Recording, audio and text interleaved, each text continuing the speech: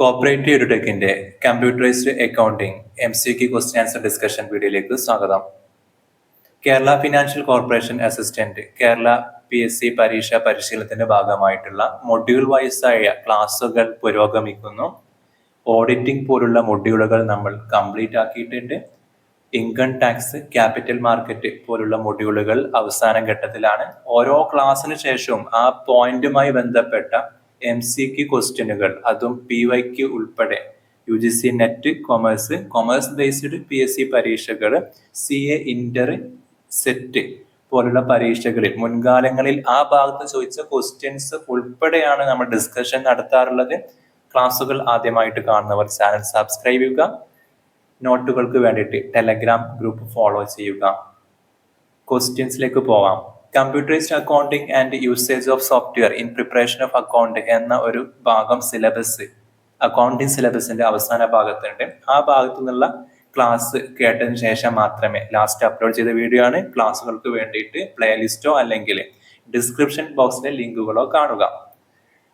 അതിനുശേഷം മാത്രമേ ഈ ക്ലാസ് ക്വസ്റ്റ്യൻ ആൻസർ ഡിസ്കഷനിൽ പങ്കെടുക്കാവൂ. ആദ്യമേ ആ ക്ലാസ് കേട്ടിരിക്കണം. ക്വസ്റ്റ്യൻസ് നോക്കാം.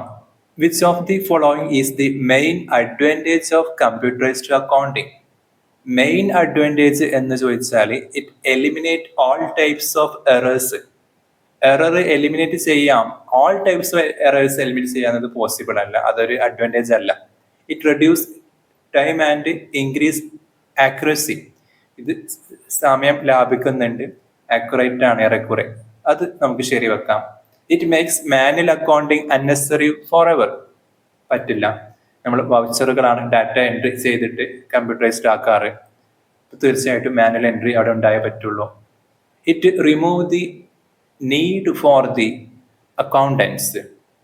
അക്കൗണ്ടന്റ് എന്ന കൺസെപ്റ്റ് തന്നെ, അങ്ങനെ ഒരു വ്യക്തി തന്നെ അവിടെ വേണ്ട എന്നതിലേക്ക് നയിക്കുന്നില്ല. തീർച്ചയായിട്ടും it reduce time and increase accuracy എന്നതാണ് ഇവിടുത്തെ ശരിയായ ആൻസർ. അടുത്ത question. The most popular accounting software in India. ഇന്ത്യയിൽ ഏറ്റവും പോപ്പുലർ ആയ അക്കൗണ്ടിംഗ് സോഫ്റ്റ്വെയർ ഏതാണ്? ഈ പറഞ്ഞ സോഫ്റ്റ്വെയറുകളൊക്കെ നമ്മൾ ഡിസ്കഷനിൽ വെച്ചിട്ടുണ്ടായിരുന്നു. ആ സമയത്ത് സൂചിപ്പിച്ചിട്ടുണ്ടായിരുന്നു മോസ്റ്റ് പോപ്പുലർ എന്നത് ഇന്ത്യയിൽ ഏറ്റവും പോപ്പുലർ ആയത് ടാലി, പ്രത്യേകിച്ച് പറയുകയാണെങ്കിൽ ടാലി പ്രൈം ആണ്.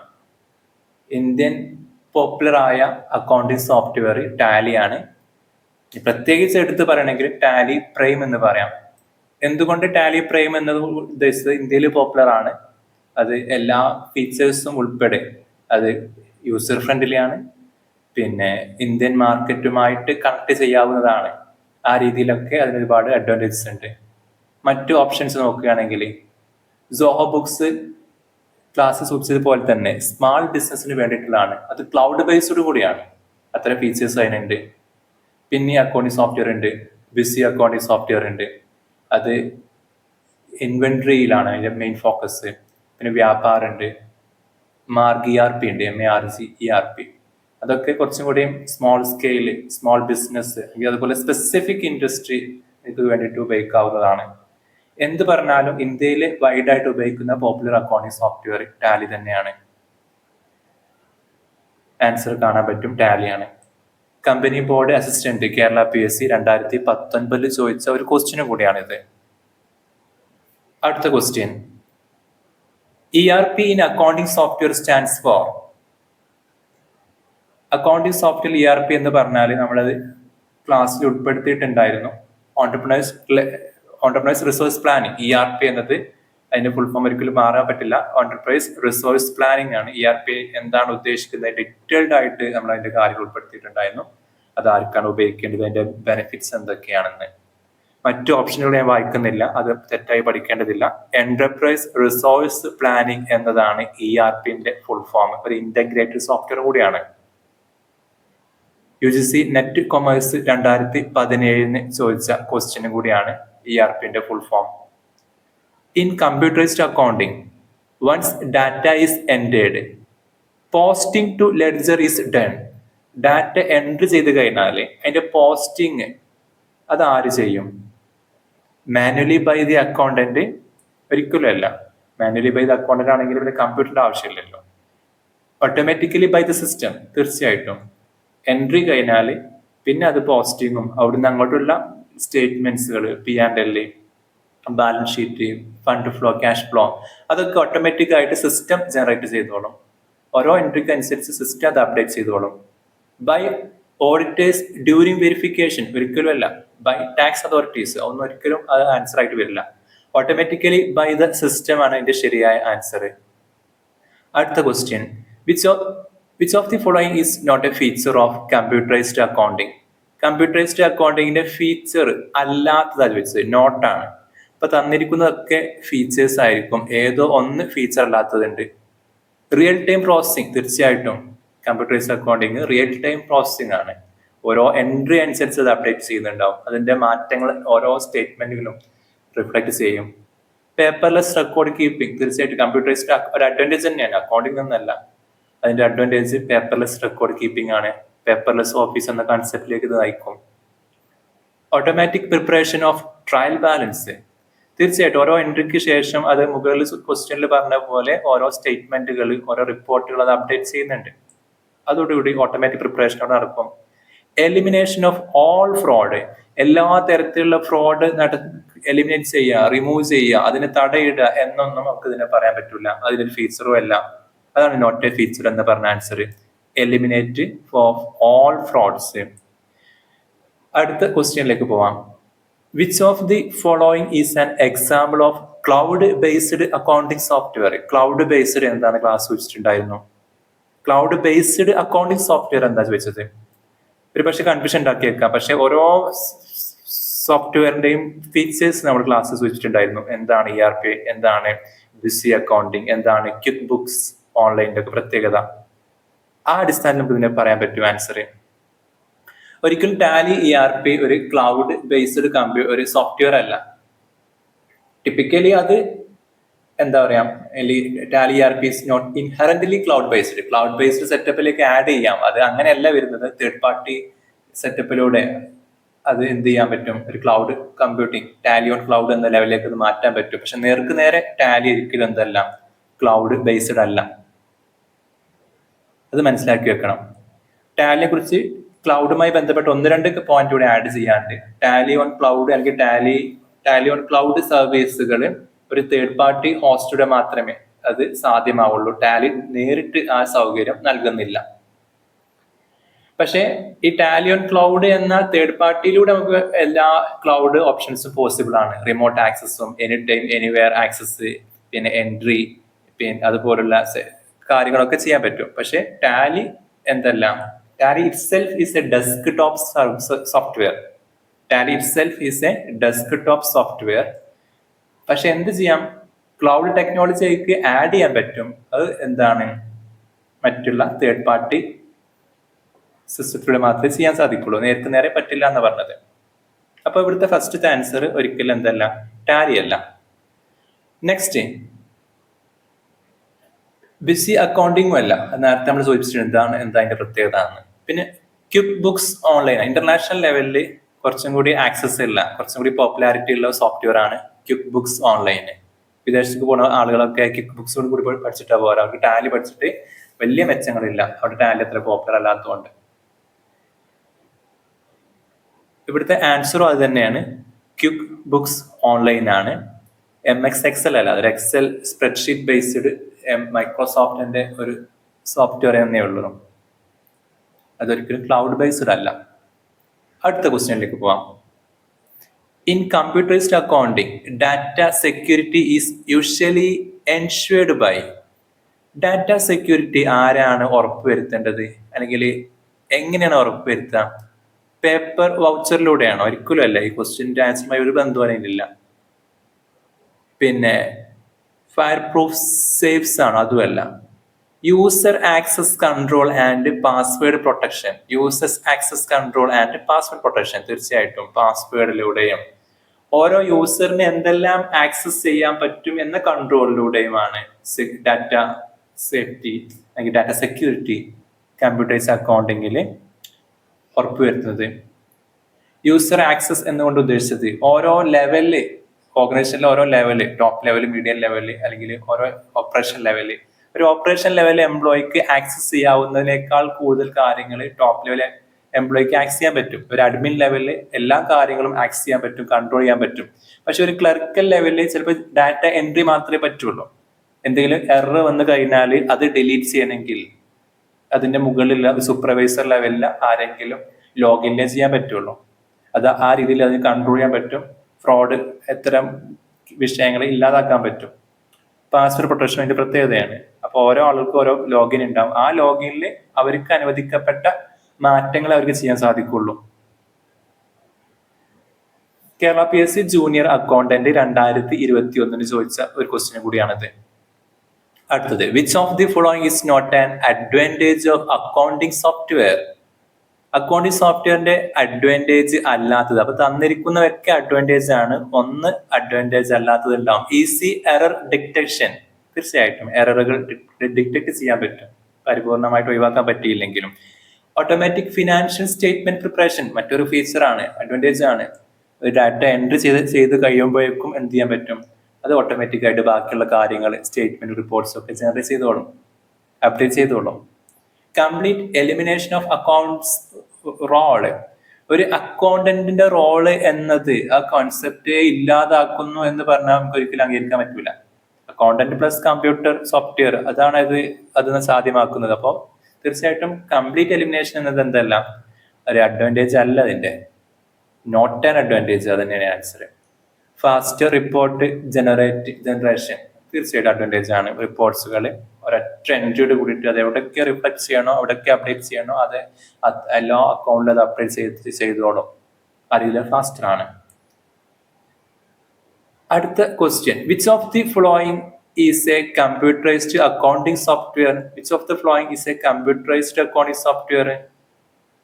Tally, Prime, SAP ERP, Zoho Books, BUSY. Which of the following is a computerised മാറിപ്പോയിട്ടുണ്ട്, കസ്റ്റമൈസ്ഡ് അക്കൗണ്ടിങ് സോഫ്റ്റ്വെയർ ആണ്. നമ്മൾ സൂചിപ്പിച്ചിട്ടുണ്ടായിരുന്ന ക്ലാസ്സിൽ customised and readymade accounting software. Customised എന്ന് പറയുമ്പോൾ സ്പെസിഫിക് നീഡിന് വേണ്ടി ഫുൾഫിൽ ചെയ്യുന്ന തരത്തിൽ പ്രത്യേകം ഡെവലപ്പ് ചെയ്യുന്ന സോഫ്റ്റ്വെയറുകളാണ്. അത് കോമൺ അല്ല, അത് ജനറൽ അല്ല. ഇപ്പൊ ടാലി ഒക്കെ എന്താണ്, ഒരു ജനറൽ സോഫ്റ്റ്വെയർ ആണ്. എല്ലാ ഓർഗനൈസേഷനുകൾക്കും, എല്ലാ കാറ്റഗറിക്കും, എല്ലാ ടൈപ്പിനും എല്ലാവർക്കും ഫോളോ ചെയ്യാവുന്ന ഒരു സിസ്റ്റം. അതിൽ വേണ്ട ഫീച്ചേഴ്സ് ഉപയോഗിക്കാം. അപ്പൊ നമ്മൾ എക്സൽ ഉപയോഗിക്കാറുണ്ട്, MS Excel. അതിൽ എന്തോരം സൗകര്യങ്ങളുണ്ട്, എല്ലാ സൗകര്യങ്ങളും എല്ലാ ഫീച്ചറും നമ്മൾ ഉപയോഗിക്കാറില്ല. നമുക്ക് വേണ്ട എലമെന്റ് മാത്രമേ എടുക്കാറുള്ളൂ. പക്ഷെ നമ്മുടെ ആവശ്യങ്ങൾക്ക് പരിമിതികൾ ഉണ്ടാവും അതിൽ. അതിന് പകരം നമ്മൾ നമ്മുടേതായ രീതിയിൽ ഒരു സോഫ്റ്റ്വെയർ ഡെവലപ്പ് ചെയ്ത് എങ്ങനെ ഉണ്ടാവും, അതാണ് കസ്റ്റമൈസ്ഡ് അക്കൗണ്ടിങ് സോഫ്റ്റ്വെയർ. തന്നിരിക്കുന്നതിൽ ഒരിക്കലും എന്തല്ല, ടാലി പ്രൈം ഒരു കസ്റ്റമൈസ്ഡ് സോഫ്റ്റ്വെയർ അല്ല, അത് റെഡിമെയ്ഡ് ആണ്. പിന്നെ SAP ERP വേണമെങ്കിൽ എന്ത് പറയാം, ഒരു കസ്റ്റമൈസ്ഡ് സോഫ്റ്റ്വെയർ എന്ന് പറയാം. ഏത് അർത്ഥത്തില്?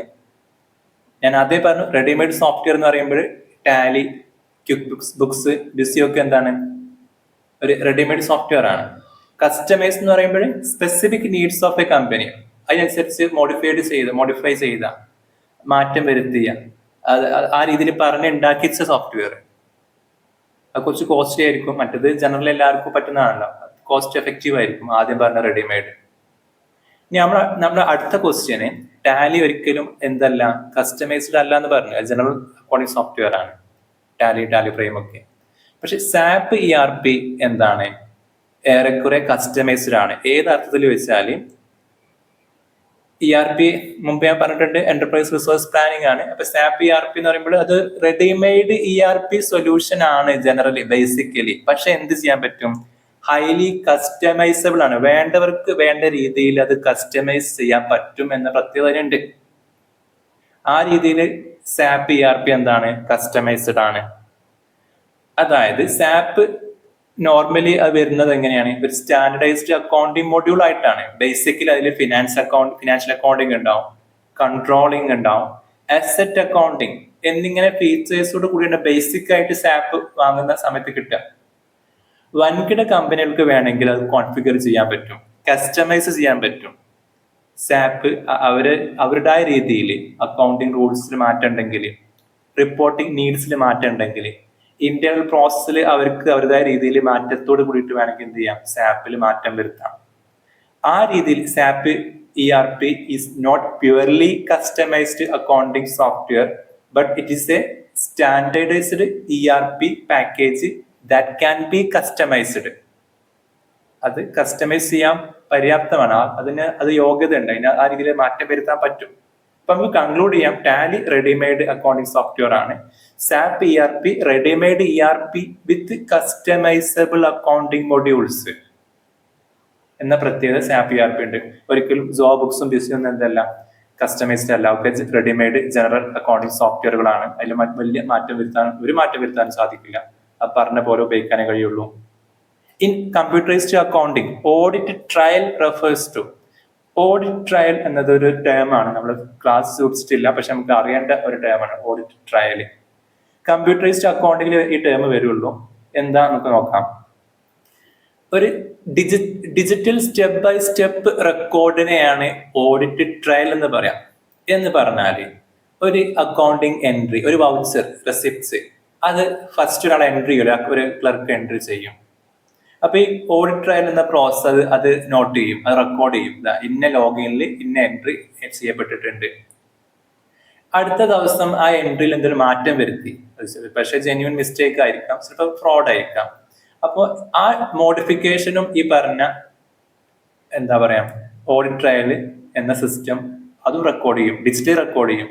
അതായത് ഈ ഇന്നലെ എൻട്രി ചെയ്ത ആ എൻട്രിയിൽ 100 രൂപ എഴുതിയിട്ടുണ്ടായത് അത് 190 ആക്കിയിട്ടുണ്ട്, മോഡിഫൈ ചെയ്തിട്ടുണ്ട്, ആര് ഏത് ലോഗിനിൽ ഏത് സമയത്ത് ഏത് ഡേറ്റിൽ എന്നിത്യാദി കാര്യങ്ങൾ അത് റെക്കോർഡ് ചെയ്യും.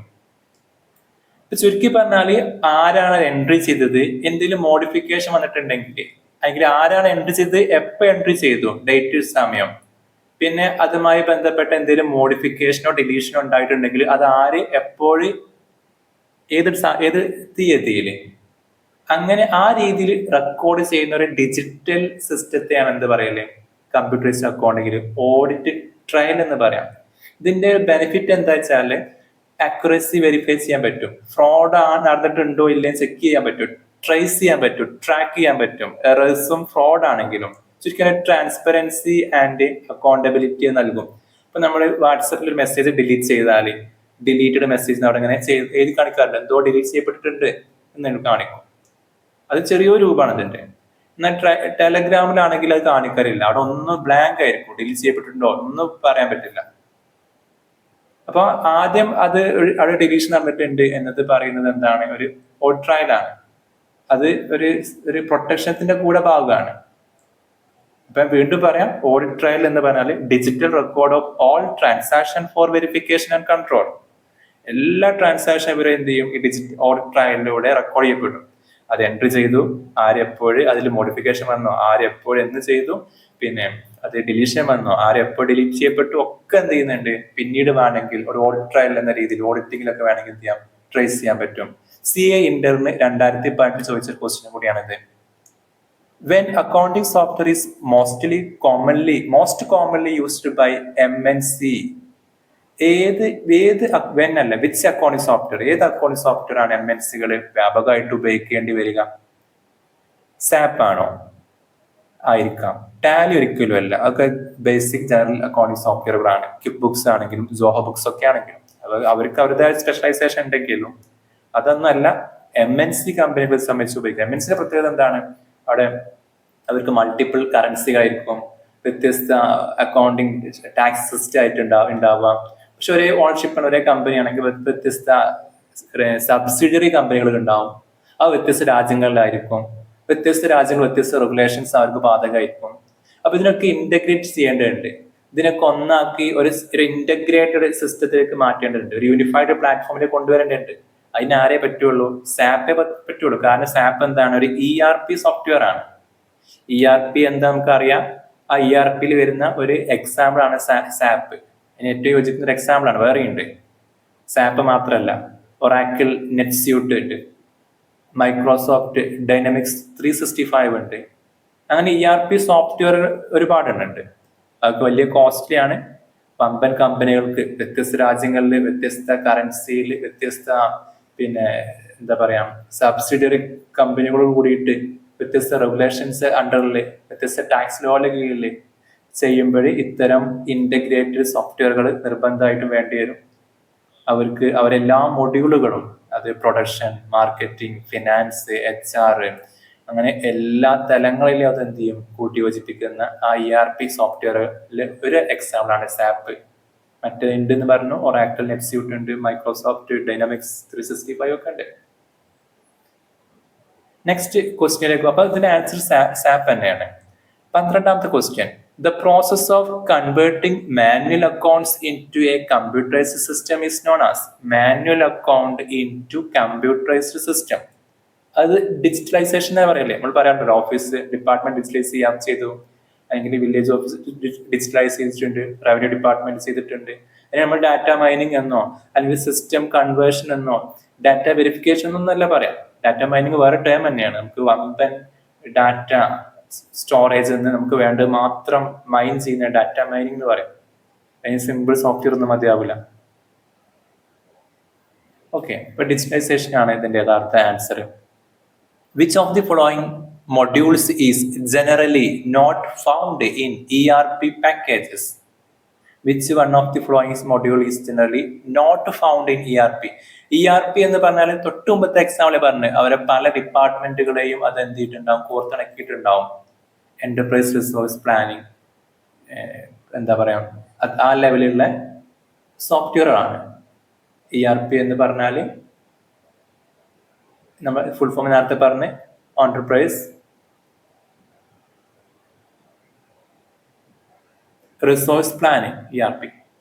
അപ്പൊ ERP മൊഡ്യൂളിൽ സാധാരണ ഇല്ലാത്തൊരു മൊഡ്യൂൾ ഏതാ? പേറോള് തീർച്ചയായിട്ടും ERP ഉണ്ടാവാറുണ്ട്, ഇൻവെന്ററി ഉണ്ടാവാറുണ്ട്, ബാങ്കിങ് ഓപ്പറേഷൻ ഉണ്ടാവാ, ഡിവിഷനിൽ ഉണ്ടാവാറുണ്ട്. എന്റർടൈൻമെന്റ് സർവീസ് ഒന്നും ERPന്റെ ഭാഗമല്ല. അത് ഒരിക്കലും എന്തല്ല, ERPന്റെ മൊഡ്യൂൾ അല്ല. നോർമലി ഉണ്ടാവുന്ന ERP മൊഡ്യൂൾസ് വേണമെങ്കിൽ നോട്ട് ചെയ്തോളൂ. ഫിനാൻഷ്യൽസ് ഓർ അക്കൗണ്ടിങ് എന്ന് പറഞ്ഞാൽ മതി, എങ്ങനെയാണെങ്കിൽ ഫിനാൻഷ്യൽസ് എന്ന് പറയാം. മറ്റൊരു മൊഡ്യൂൾ HR മൊഡ്യൂളാണ്, ഹ്യൂമൻ റിസോഴ്സ് മൊഡ്യൂൾ. ഉദ്ദേശിച്ചത് ഇവിടെ വ്യത്യസ്ത ഡിപ്പാർട്ട്മെന്റുകൾ ഉണ്ടല്ലോ. ഇപ്പോൾ ഒരു എക്സാമ്പിൾ പറയുകയാണെങ്കിൽ ഒരു ഓർഗനൈസേഷനിൽ അക്കൗണ്ട്സിൽ ഒരു അക്കൗണ്ടിങ് സോഫ്റ്റ്വെയർ ഉപയോഗിക്കുന്നുണ്ടാവും. HR ഡിപ്പാർട്ട്മെന്റ് അവരുടേതായ രീതിയിൽ ഒരു സോഫ്റ്റ്വെയർ ഉപയോഗിക്കുന്നുണ്ടാവും. SCMന് വേണ്ടിയിട്ട്, സപ്ലൈ ചെയിൻ മാനേജ്മെന്റിന് അവർക്ക് അവരുടേതായ രീതിയിൽ സോഫ്റ്റ്വെയർ ഉണ്ടാകും. CRM, കസ്റ്റമർ റിലേഷൻ മാനേജ്മെന്റിന് വേണ്ടിയിട്ട് അവർക്ക് അവരുടേതായ സോഫ്റ്റ്വെയർ ഉണ്ടാവും. ഇതിനെല്ലാം കണക്ട് ചെയ്യുന്ന സെൻട്രലൈസ്ഡ് സിസ്റ്റത്തെ നമുക്ക് എന്ത് പറയാം, ERP എന്ന് പറയാം. ആ വലിയ സിസ്റ്റത്തെയാണ് ERP എന്ന് പറയും. അപ്പൊ ERPയിൽ ഇപ്പൊ എന്താ ഉണ്ടാവുക, ഇതുപോലെ ഓരോ മൊഡ്യൂളുകൾ ഉണ്ടാവുക, ഓരോ ഡിപ്പാർട്ട്മെന്റുകൾ ഉണ്ടാവുക. അതിന്റെ മൊഡ്യൂൾ എന്ന് പറഞ്ഞാൽ നോർമലി ഉണ്ടാകുന്ന മൊഡ്യൂളാണ് അക്കൗണ്ടിങ് അല്ലെങ്കിൽ financials, HR module, supply chain management എന്ന SCM, കസ്റ്റമർ റിലേഷൻഷിപ്പ് മാനേജ്മെന്റ് എന്ന CRM, മാനുഫാക്ചറിങ് മൊഡ്യൂൾ ഉണ്ടാവാറുണ്ട്, പ്രൊക്യൂർമെന്റ് മൊഡ്യൂൾ ഉണ്ടാവാറുണ്ട്, ഇൻവെന്ററി മാനേജ്മെന്റ് ഉണ്ടാവാറുണ്ട്. ഒരു ERP സോഫ്റ്റ്വെയർ വാങ്ങുമ്പോൾ എല്ലാ മൊഡ്യൂളുകളും കിട്ടണമെന്നില്ല. ഒരു ബേസിക് ആയ സിസ്റ്റം ഉണ്ടാവും. നമുക്ക് വേണ്ട മൊഡ്യൂൾ വേണമെങ്കിൽ എന്ത് ചെയ്യാം, എക്സ്ട്രാ പേയ്മെന്റ് കൊടുത്തിട്ട് ആഡ് ചെയ്യിപ്പിക്കാം. അപ്പൊ ആ ലെവലിലാണ് ERP ഒരു കസ്റ്റമൈസ്ഡ് ലെവലിലേക്ക് എത്തുന്നത്. ബേസിക്കലി എപ്പോഴും എന്തായിരിക്കും, ഒരു ജനറൽ സോഫ്റ്റ്വെയർ പോലെ തന്നെ ആയിരിക്കും. UGC നെറ്റ് കോമേഴ്സ് 2018 ചോദിച്ച ക്വസ്റ്റ്യൻ കൂടിയാണിത്. അടുത്ത question. In Tally vouchers are used for. ടാലിയിൽ വൗച്ചേഴ്സ് ആണ് ഉപയോഗിക്കാറ്. ഓരോ പേരുണ്ട്, ഓരോ വൗച്ചറിന് ഉണ്ടാവാറുണ്ട്. അപ്പൊ എന്തിനാണ് ടാലിയിൽ വൗച്ചർ ഉപയോഗിക്കുന്നത്? റെക്കോർഡിംഗ് ട്രാൻസാക്ഷൻ, തീർച്ചയായിട്ടും ട്രാൻസാക്ഷൻ റെക്കോർഡ് ചെയ്യാനാണ്. അത് പ്രിന്റ് റിപ്പോർട്ടോ ടാക്സ് ഫയലിങ്ങോ പേറോൾ ജനറേഷൻ ഒന്നും അല്ല. റെക്കോർഡിംഗ് ട്രാൻസാക്ഷൻ എന്ന് പറയുമ്പോൾ റെക്കോർഡിംഗ് ഫിനാൻഷ്യൽ ട്രാൻസാക്ഷൻ ആണ്. അതായത് payment, receipts, purchase and sales, ഇതുപോലുള്ള കാര്യങ്ങൾ ഓരോ വിഷയാടിസ്ഥാനത്തിൽ, പേയ്മെന്റുകളാണെങ്കിൽ payment voucher, receipts and receipts voucher, ആ രീതിയിലാണ് എന്ത് ചെയ്യാം, ടാലിയിൽ എൻ്റർ ചെയ്യാം. ഇപ്പൊ ടാലിയിൽ ഉപയോഗിക്കുന്ന സ്പെസിഫിക് വൗച്ചറുകൾ എന്ന് പറഞ്ഞാൽ കോൺട്രാ, ജേണൽ, പേയ്മെന്റ്, സെയിൽസ് എന്ന രീതിയിൽ വൗച്ചറുകളുണ്ട്. അപ്പൊ ഈ വൗച്ചർ വെച്ചിട്ടാണ് അതാത് വിഷയങ്ങൾ എന്ത് ചെയ്യാം, സോഫ്റ്റ്വെയറിലേക്ക് എൻ്റർ ചെയ്യാം. Tally automatically generate accounting and inventory report based on voucher data. ടാലിക്ക് ഈ രീതിയിൽ ഡാറ്റ കിട്ടി കഴിഞ്ഞിട്ട് ബാക്കി ടാലി ഓട്ടോമാറ്റിക് ആയിട്ട് ബാക്കി കാര്യം ചെയ്തോളും. അങ്ങനെ പ്രത്യേക ടാലിക്ക് ഉണ്ട്. ഇതുപോലെ അക്കൗണ്ട് സോഫ്റ്റ്വെയർ ഉണ്ട്. കേരള PSC 2022 സെക്രട്ടേറിയറ്റ് അസിസ്റ്റന്റ് ചോദിച്ച ക്വസ്റ്റ്യൻ കൂടിയാണിത്. നമുക്ക് അവസാന ക്വസ്റ്റ്യനിലേക്ക് പോവാം. One of the limitation of computerised accounting system. Computer account സിസ്റ്റത്തിന്റെ ഒരു ലിമിറ്റേഷൻ എന്താണ്? ഒരു ലിമിറ്റേഷൻ ഉണ്ടാവും, ബാക്കിയൊക്കെ മെറിറ്റ് ആയിരിക്കും. ഫാസ്റ്റർ പ്രോസസിങ് തീർച്ചയായിട്ടും അഡ്വാൻറ്റേജ് ആണ്, നമ്മൾ ആൻസർ അതല്ല. Dependence on electricity and system availability. എന്തുണ്ടായിട്ട് എന്താ, എന്ത് വലിയ സോഫ്റ്റ്വെയർ ഉണ്ടായിട്ട് എന്ത് ERP ഉണ്ടായിട്ട് എന്താ, കറണ്ട് ഇല്ലെങ്കിൽ ഒരു സംഗതി നടക്കൂലല്ലോ. അപ്പൊ അത് തന്നെയാണ് ആൻസർ. ഓട്ടോമാറ്റിക് എറർ ഡിറ്റക്ഷൻ ചില ഏറെക്കുറെ മിക്ക സോഫ്റ്റ്വെയർ എന്താണ് അത് സാധ്യമാണ്, പരിപൂർണമായിട്ടില്ലെങ്കിലും. മൾട്ടി യൂസർ ഫെസിലിറ്റിയും പോസിബിൾ ആണ്. മൾട്ടി യൂസർ, ടാലി മൾട്ടി യൂസറും സിംഗിൾ യൂസറും ഒക്കെ ഉണ്ട്. എന്ന് പറയുമ്പോൾ ഒറ്റ ലോഗിനിൽ ഒരാൾക്ക് മാത്രമേ എൻട്രി ചെയ്യാൻ പറ്റുള്ളൂ സിംഗിൾ യൂസർ ആകുമ്പോൾ. മൾട്ടി യൂസർ ആകുമ്പോൾ വ്യത്യസ്ത ആളുകൾക്ക് വ്യത്യസ്ത ലോഗിനിൽ ഒരേ സിസ്റ്റത്തിലേക്ക് എന്ത് ചെയ്യാം, ഡാറ്റ എൻട്രി ചെയ്യാൻ പറ്റും. കുറച്ചുകൂടി സൗകര്യമായിരിക്കും. അപ്പോൾ dependence of electricity and system availability ആണ് ഇവിടുത്തെ ഏറ്റവും ശരിയായ ആൻസർ 15ന്റെ. ഇത്രയും ക്വസ്റ്റ്യൻസ് ആണ് നമുക്ക് കമ്പ്യൂട്ടർ അക്കൗണ്ടിങ് എന്ന ഭാഗത്ത് ഉൾപ്പെടുത്തിയത്. പല ക്വസ്റ്റ്യൻ അക്കൗണ്ടിങ് ബേസ്ഡ് എക്സാമുകളിലും കമ്പ്യൂട്ടറൈസ്ഡ് അക്കൗണ്ടിങ് ഭാഗത്ത് നിന്ന് ക്വസ്റ്റ്യൻസ് ഉണ്ടാവാറുണ്ട്. സിലബസിന്റെ ഭാഗമാണെങ്കിലും അല്ലെങ്കിൽ പോലും. പ്രത്യേകിച്ച് ഇപ്രാവശ്യം സിലബസിന്റെ ഭാഗമായിട്ട് നമുക്ക് എന്തുണ്ട്, ഈ ഏരിയ തന്നെ ഉണ്ട്. Thanks for watching.